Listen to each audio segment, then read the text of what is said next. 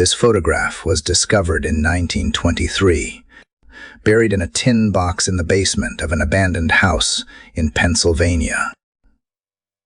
For decades, it remained just another ordinary Victorian family portrait until historians began to notice disturbing details that defied all logic. 5 people seated around a dining table. At first glance, it looks like a typical domestic scene from 1847.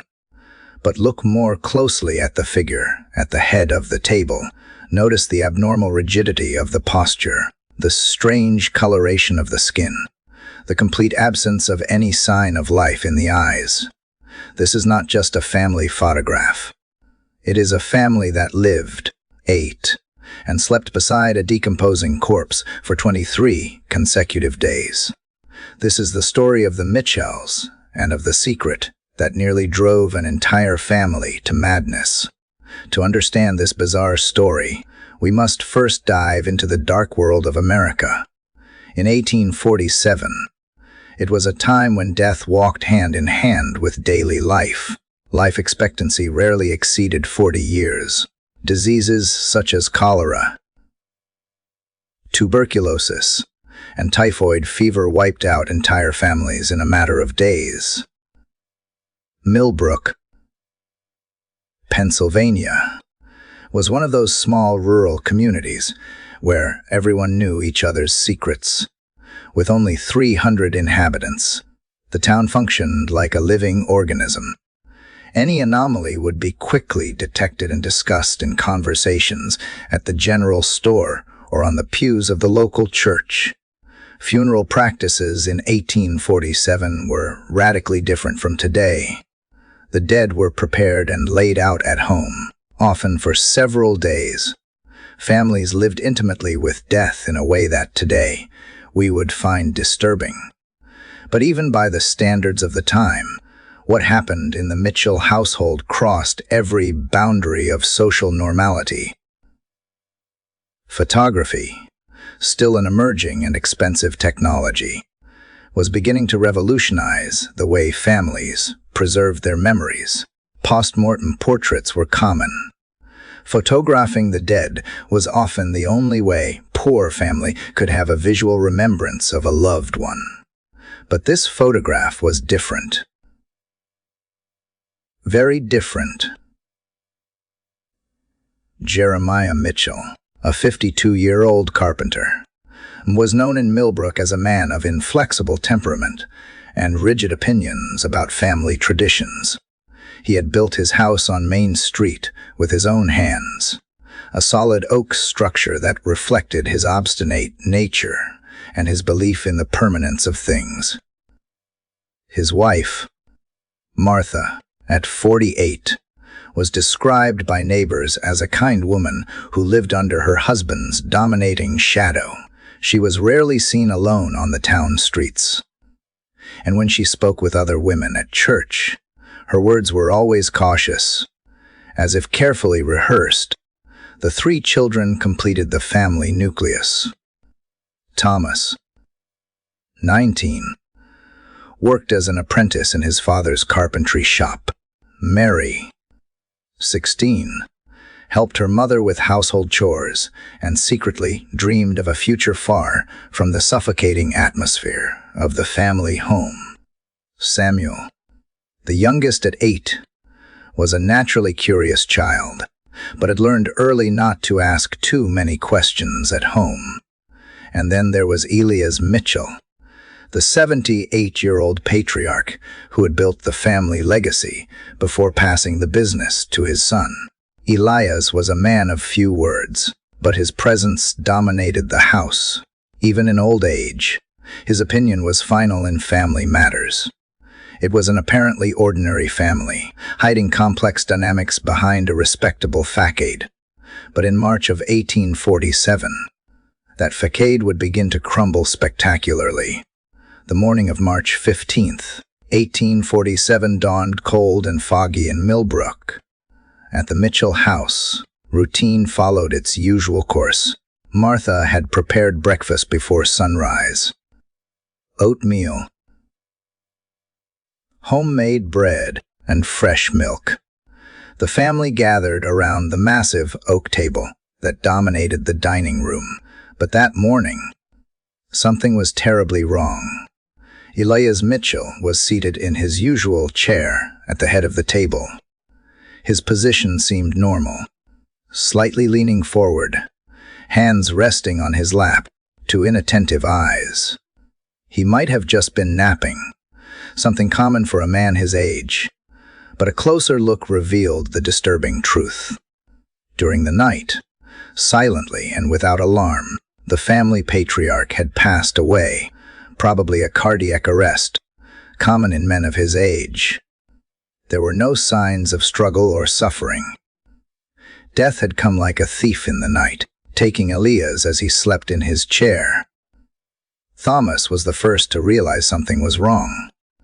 The absence of breathing, the slightly grayish skin tone, the rigor mortis beginning to set in.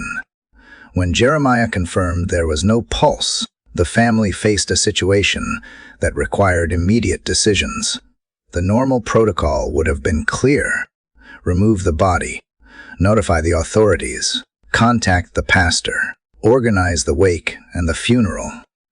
Millbrook had established procedures for dealing with death, procedures that had worked for generations. But Jeremiah Mitchell was not a normal man, and the decision he made that morning would define the bizarre destiny of his family for the next 23 days. What went through Jeremiah's mind at that crucial moment remains a mystery. Later documents suggest that he had always harbored a morbid obsession with family unity. Neighbors recalled strange comments about how modern families were falling apart, how children abandoned their parents, how death separated those who should remain united forever. Perhaps it was a manifestation of pathological grief, perhaps an extreme form of denial, or perhaps something more sinister, a mind that had finally given way under invisible pressures and embraced a completely distorted logic. Regardless of the motivation, the decision was made. Elias Mitchell would not be removed from the dining table. He would remain in his chair participating in family meals as he had for decades. Death in Jeremiah's distorted view would not be allowed to fragment the family's unity. This decision would begin one of the most disturbing sequences of domestic events ever recorded in 19th century America. An entire family would be dragged into an alternate reality where the line between life and death would become terrifyingly blurred. The first days were marked by natural resistance from the other family members. Martha initially refused to take part in meals in the dining room. She prepared the food as always, but carried it to other rooms in the house. The children reacted with a mix of horror and confusion, but Jeremiah exerted an implacable psychological authority over his family through a combination of emotional manipulation, subtle intimidation, and distorted appeals to family tradition. He gradually broke down each member's resistance. Thomas was the first to give in, his naturally submissive personality unable to withstand his father's pressure. Mary followed a few days later, her attempts at protest systematically dismantled by her father's seemingly logical arguments. Even little Samuel, despite his childish instincts screaming that something was wrong, was eventually forced to take part in the macabre ritual. Meanwhile, Elisa's body began its inevitable transformation. March in Pennsylvania meant daytime temperatures around 60 deg, and the house had no refrigeration of any kind. The signs of decomposition became apparent quickly. The smell was the first practical challenge. Initially subtle, like overripe fruit, it soon evolved into something much more pungent and unmistakable. Martha began burning incense constantly and keeping all the windows open, developing elaborate explanations for curious neighbors about the ventilation problem they were facing. The body's appearance also changed daily. The rigor mortis gave way to an unnatural flaccidity. The skin tone shifted from pale gray to more troubling shades of green and purple. The eyes, which had initially remained closed in a serene expression, began to sink slightly into their sockets. But perhaps the most disturbing aspect was how the family gradually adapted to this new reality. What had initially caused nausea and terror slowly became part of their daily routine. The human brain, in its capacity for adaptation, can normalize even the most bizarre situations when exposed to them consistently. It was during the first week that Jeremiah made a decision that would forever immortalize this macabre situation. An itinerant photographer, William Hayes, had arrived in Millbrook offering his services to local families. For many people, it would be the first and only opportunity to have a professional family portrait. For Jeremiah, the photograph represented something far more significant. It was the chance to document for posterity his vision of a complete and united family, a visual proof that not even death could fragment the family bonds he considered sacred. Hayes was an experienced professional who had worked in dozens of towns along the East Coast. He had photographed wealthy families in their mansions and poor families in their simple cabins.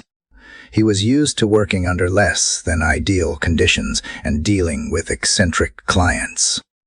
When he arrived at the Mitchell house on a Thursday afternoon, Hayes immediately noticed the strong odor permeating the property. He initially assumed it was some issue with cesspools or perhaps dead animals in the barn. It was an inconvenience, but not something that prevented him from working. Photography in 1847 required meticulous preparation. Glass plates had to be sensitized with chemicals at the moment of use. The camera, a heavy apparatus mounted on a sturdy tripod, needed to be positioned with mathematical precision. Lighting had to be carefully calculated as exposure times were long, often several minutes. When Hayes entered the dining room and saw the family gathered around the table, his first reaction was professional. He began evaluating the composition, the natural light coming from the windows, the angles that would best capture the family group.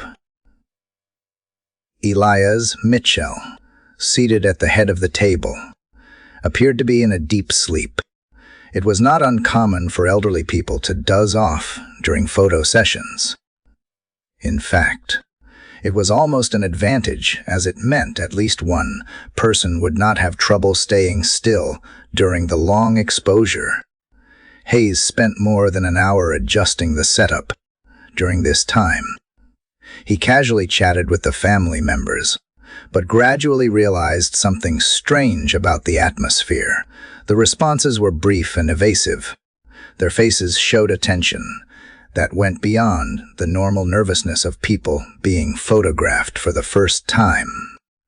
The smell in the dining room seemed more intense than in the rest of the house, but Hayes was so focused on his technical calculations that he did not investigate the source. He had learned from experience that asking too many personal questions was rarely welcome. Finally, when all the adjustments were made, Hayes instructed the family to remain completely still. Any movement during the 6-minute exposure would result in blurred images.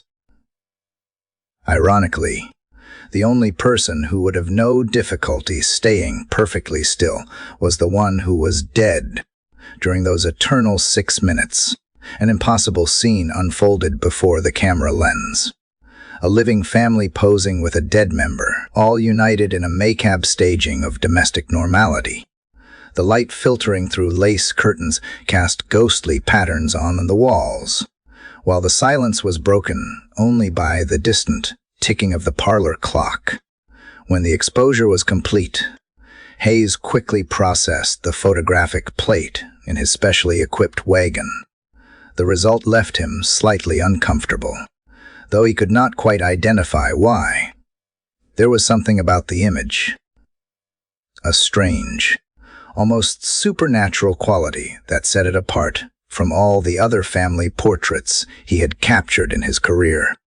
Hayes collected his payment and left quickly, still bothered by the lingering smell and the tense atmosphere of the house. He would never know that he had documented one of the most bizarre domestic episodes in American history. With the photograph taken and physical evidence of his complete family in hand, Jeremiah seemed even more convinced of the correctness of his actions.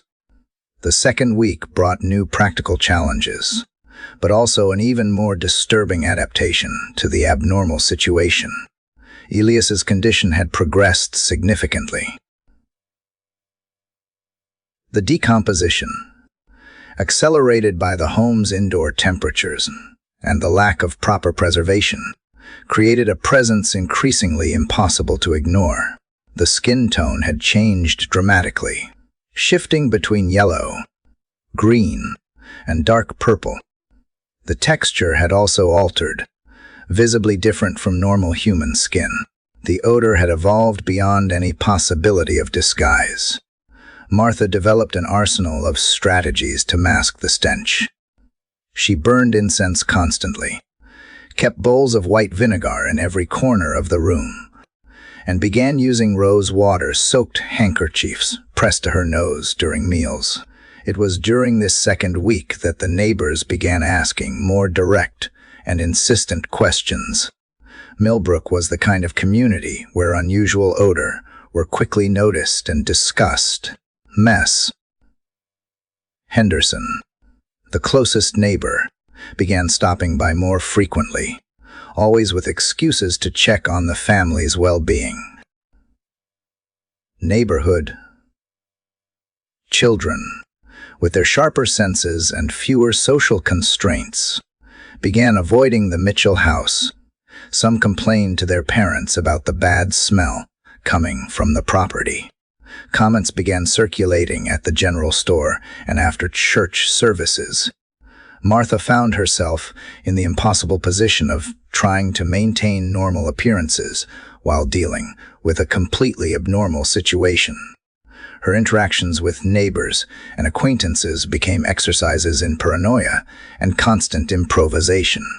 Every casual question about the family required carefully calibrated answer to avoid arousing suspicion. The children of the family showed increasing signs of psychological trauma. Thomas had visibly lost weight and developed a sickly pallor. He was often seen wandering the town streets with a distant expression, as if trying to escape some inner nightmare. Mary had become almost mute, speaking only when directly questioned, and even then with monosyllabic responses. Little Samuel may have suffered the most. At 8 years old, he lacked the psychological defense mechanisms of his older siblings. He began having recurring nightmares that woke him, screaming in the middle of the night. During the day, he refused to be alone in any part of the house and developed nervous tics that worried even the more distant neighbors. The breaking point of the second week came when Pastor Williams decided to make an unannounced pastoral visit.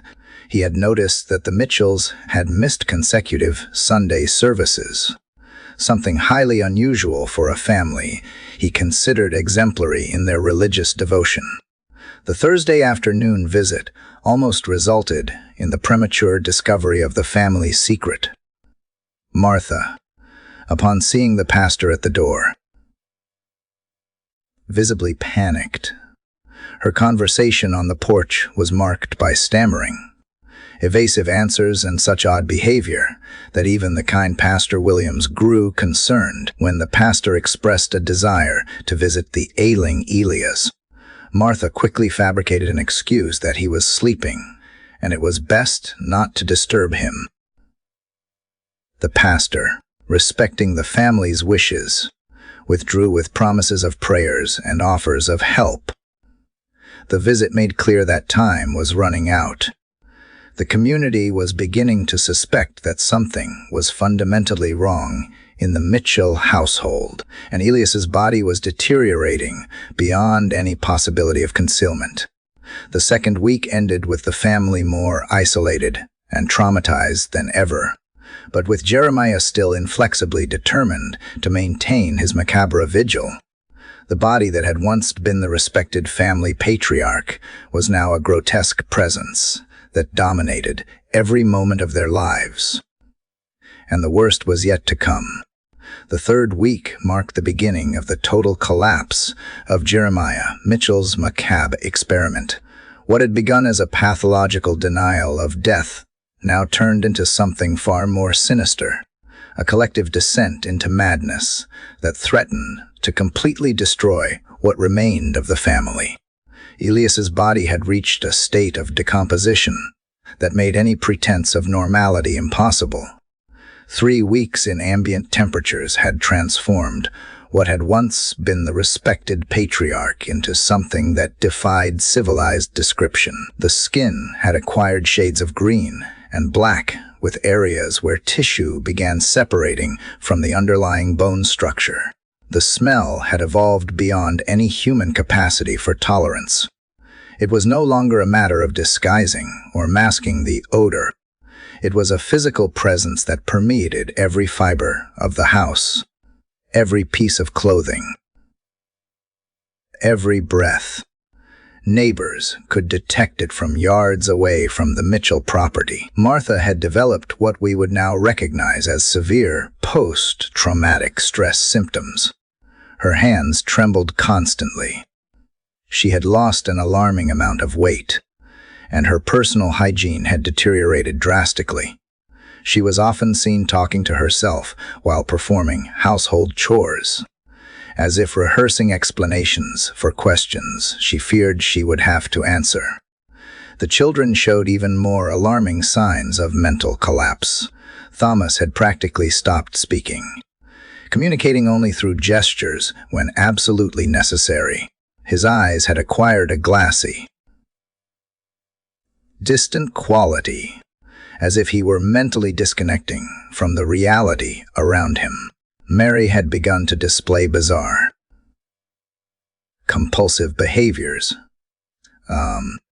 She obsessively cleaned the same objects repeatedly, organized and reorganized household items with no apparent purpose, and developed elaborate rituals before each meal that she carried out with mechanical precision. Little Samuel had significantly regressed in his development. He began wetting the bed again, something that had not happened in years. He developed a severe stutter and experienced uncontrollable crying episodes that lasted for hours. More disturbingly, he began showing a morbid fascination with his dead grandfather, sometimes being found staring at the body with unsettling intensity. The morning of April 7th, 1847, brought the inevitable end to this impossible situation. Samuel Morrison, the local physician, had been called by Mess Henderson, who reported genuine concern for the Mitchell family's health. The smell had become so intense it was affecting her own property, and she had observed increasingly erratic behavior from the family members. Morrison was an experienced man who had served as a military doctor before settling in Millbrook. He had seen death and suffering in their most brutal forms during the war, but nothing in his experience had prepared him for what he would encounter in the Mitchell house. When Martha answered the door that morning, Morrison immediately saw something was seriously wrong. Her physical appearance had deteriorated so badly that he initially suspected some grave illness. But it was the smell, a nauseating odor of decomposition emanating from inside the house, that told him the situation was far more serious than a simple sickness. When Morrison insisted on examining the family, Martha made a final desperate attempt to block his entry. But the doctor, now genuinely alarmed by the woman's apparent health and the unmistakable odor of death, coming from the house, simply ignored her and walked in. What he found in the dining room would remain etched in his memory for the rest of his life. The table was set for breakfast, 5 places arranged with plates, cutlery, and glasses. 4 people seated in their chairs with expressions ranging from terror to total disconnection from reality. And at the head of the table, a 5th figure who had clearly not been among the living for several weeks. Morrison would later describe the scene as something out of a nightmare. The contrast between the pathetic attempt to maintain normal appearances, the set table, the people dressed for breakfast, and the grotesque reality of the decomposing corpse was so shocking that he initially questioned his own sanity. The doctor immediately removed the family from the room and called the local authorities. Sheriff William Thompson arrived less than an hour later, accompanied by Pastor Williams and 2 townsmen to serve as witnesses to what all knew would be an unprecedented situation in Millbrook's history. The response of the local authorities was swift and decisive, but it also revealed the small community's total unpreparedness to deal with such a situation. Millbrook had never faced anything remotely similar, and no legal or social protocols existed to address what had happened in the Mitchell household. Sheriff Thompson, a practical man who had dealt with the minor crimes typical of a rural community, now faced a situation that defied comprehension. Technically, no crime had been committed. Elias had died of natural causes, and no specific laws existed about keeping corpses at home beyond conventional mourning periods. Dr. Morrison conducted an improvised post-mortem examination and confirmed that Elias had died of natural causes, probably heart failure related to old age. The advanced state of decomposition made it impossible to determine an exact time of death, but it was clear the body had been in the house for several weeks. The removal of the body required special care. Its state of decomposition made normal movement impossible. An improvised team had to be organized, and the process took several hours to complete, with the minimum dignity the situation allowed. Meanwhile, the surviving family was temporarily relocated to Pastor Williams' house. The psychological state of each member was clearly precarious, but determining the best course of treatment was beyond the resources available in a community the size of Millbrook.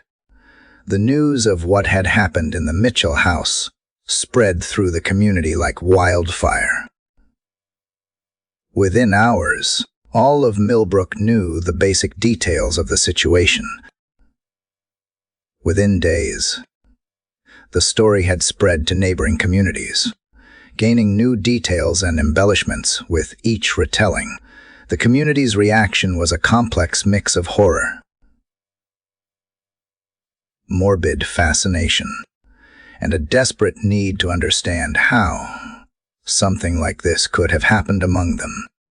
Improvised meetings were held at the church to discuss not only the Mitchell family's fate, but also the broader implications of the event for the community. Some community members expressed sympathy for the family, seeing them as victims of a mental tragedy beyond their control. Others, particularly those who had noticed strange signs but failed to act, felt a collective guilt for not intervening sooner. The fate of the surviving Mitchell family members was as tragic as the events that led to their discovery. Each dealt with the trauma in different ways, but none ever fully recovered from the experience of living 23 days beside a decomposing corpse. Jeremiah Mitchell, the architect of this impossible situation, suffered what we would now recognize as a complete psychotic breakdown. In the days following the discovery, he alternated between periods of absolute catatonia and violent episodes in which he insisted his family was being persecuted by people who did not understand the importance of family unity. With no resources for proper psychiatric treatment in Millbrook, and with the family lacking the financial means to seek help in larger cities, Jeremiah was eventually sent to a state asylum in Philadelphia. Records indicate he spent the remaining 11 years of his life institutionalized, never regaining enough lucidity to fully comprehend the consequences of his actions. Martha faced the impossible challenge, trying to rebuild a normal life for her children while dealing with her own deep trauma.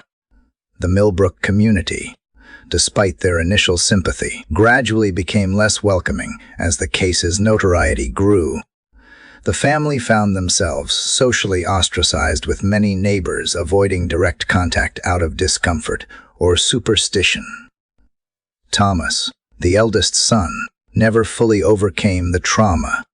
He developed what we would now recognize as severe post-traumatic stress disorder, with recurring night nightmares and an inability to form normal relationships. He eventually left Millbrook at 21 and was never seen in the region again. Mary, despite her youth, showed remarkable resilience.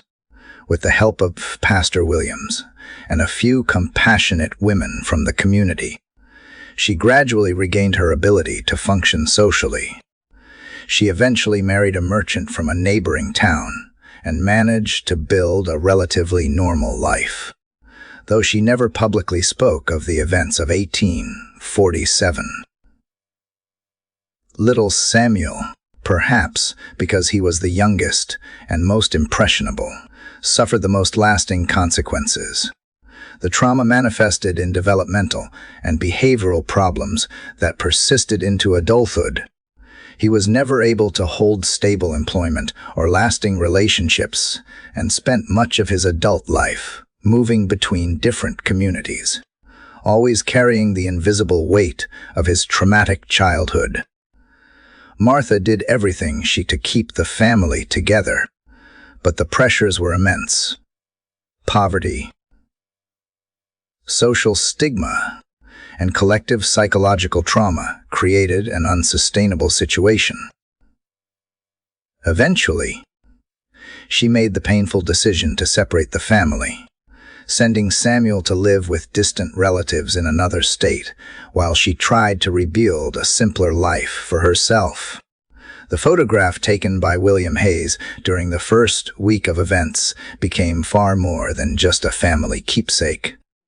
When authorities learned of its existence, it turned into a unique piece of evidence, possibly the only photographic evidence of such a bizarre, domestic situation in American history. Hayes, when questioned about the photo session, was initially reluctant to discuss the details. Like many professionals of the time, he considered his client's privacy a matter of professional honor. But as the magnitude of the situation became clear, he cooperated with authorities and provided both the photograph and his recollections of the experience. A careful analysis of the photograph reveals details impossible to detect without prior knowledge of the situation. The abnormal rigidity of Elias's posture, the slightly altered skin tone, even in black and white, and more subtly, the barely disguised tension and fear in the faces of the living family members. The photograph's composition also tells a story. Hayes had positioned the camera so that Elias naturally appeared as the center of the image, a macabre irony considering he was the only family member not truly present at the moment of capture.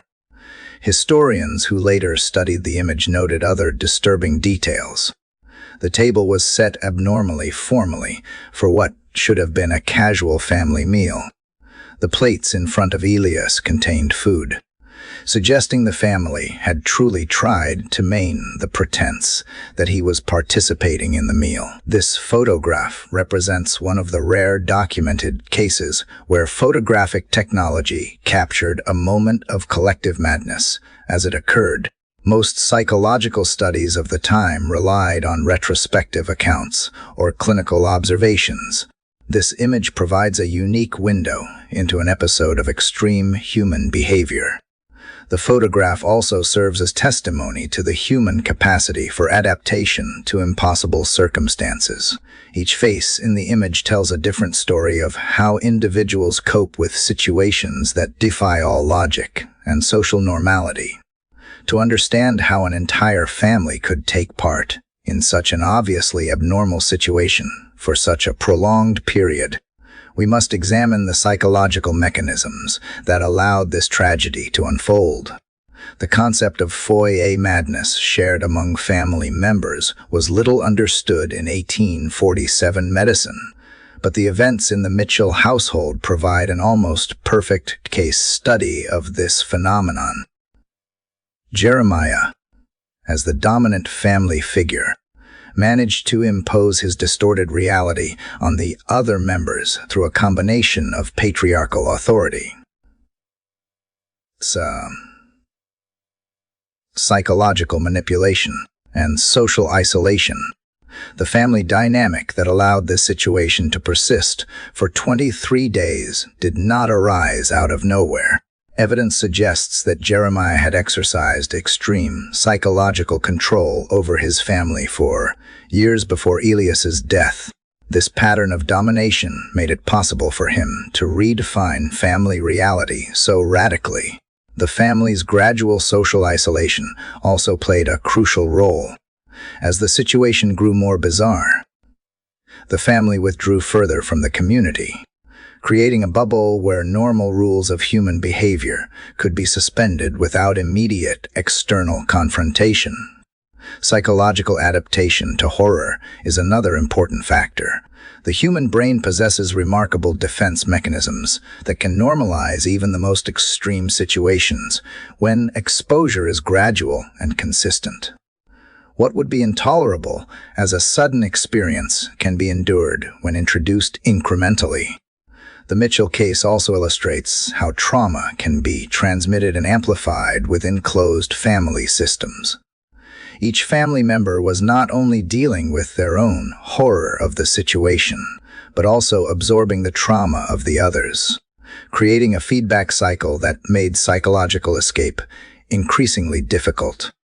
The ages of the family members also significantly influenced their responses. The children with developing neurological systems were particularly vulnerable to the long-term effects of the experience. Martha, as a wife in a patriarchal society, had limited options to resist or escape the situation. The Mitchell's story did not end with the discovery of their situation in April 1847. The event had reverberations that extended far beyond Millbrook, influencing discussions on mental health, family dynamics, and the limits of patriarchal authority in 19th century American society. The case became one of the first documented examples in America of how extreme family situations could persist undetected in small communities. This led to gradual changes in how neighbors and local authorities addressed signs of abnormal behavior in isolated families. Morrison, deeply affected by what he had witnessed, dedicated the rest of his career to studying what we would now call family psychology. His writings on the Mitchell case circulated among regional doctors and contributed to an emerging understanding of how mental illness could affect entire families. Pastor Williams was also transformed by the experience. He developed a more proactive approach to pastoral visits and created informal systems in the community to identify families who might be facing hidden difficulties. His response to the Mitchell case influenced pastoral practices in rural communities for decades. In Millbrook, the event led to subtle but significant changes in how the community operated. There was greater awareness of the importance of maintaining regular contact with isolated families, especially those with suspicious internal dynamics. The Mitchell house remained vacant for more than 2 years after the events. It was eventually sold to a family of German immigrants who did not know its history. But even they reported an uncomfortable atmosphere that led them to move out after only a few months. The story of the Mitchell family forces us to confront uncomfortable questions about the limits of human behavior and the fragility of the social structures we consider normal. How could an entire family participate in such an obviously abnormal situation? What social and psychological factors created the conditions for such an event to be possible? Perhaps most disturbingly, the story forces us to question how many other similar situations may have occurred without ever being discovered. In 19th century America, isolated families could easily disappear from society's view for weeks or months without raising significant suspicion. The photograph that began our investigation remains a silent testimony to these extraordinary events. Each time we look at it, we are reminded that behind every seemingly ordinary historical image may lie a story that defies our understanding of human normality in an era before modern psychology, before the scientific understanding of trauma and mental illness. The Mitchell family navigated an impossible situation with the only tools they had: denial, adaptation, and a distorted family loyalty that became more important than sanity itself. This 1847 photograph remains one of the most disturbing visual documents in American history, not for what it obviously shows, but for what we know is hidden within its seemingly normal composition. It reminds us that reality does not always match appearances, and that the most genuine horrors often hide behind facades of everyday normality. The story of the Mitchells teaches us that the line between normality and madness can be far thinner than we prefer to believe, and that the right pressures in the right context can push even seemingly normal families across boundaries we would never imagine possible. And so, as we look at this photograph of a family gathered around their dining table on a spring morning in 1847, we are forced to ask, how many other terrible secrets remain buried behind respectable family facades? How many other impossible stories await discovery in the dusty archives of American history? Perhaps it is better that some questions remain unanswered. If this disturbing story has captured your attention, and you want more content about macabre, historical mysteries, and photographs with dark secrets, consider subscribing to the channel. We have dozens of other equally fascinating and unsettling stories waiting to be told, each revealing the secrets hidden behind seemingly innocent images from the past. Thank you for watching. And remember, not everything is what it seems when we look at the past through the lens of a camera.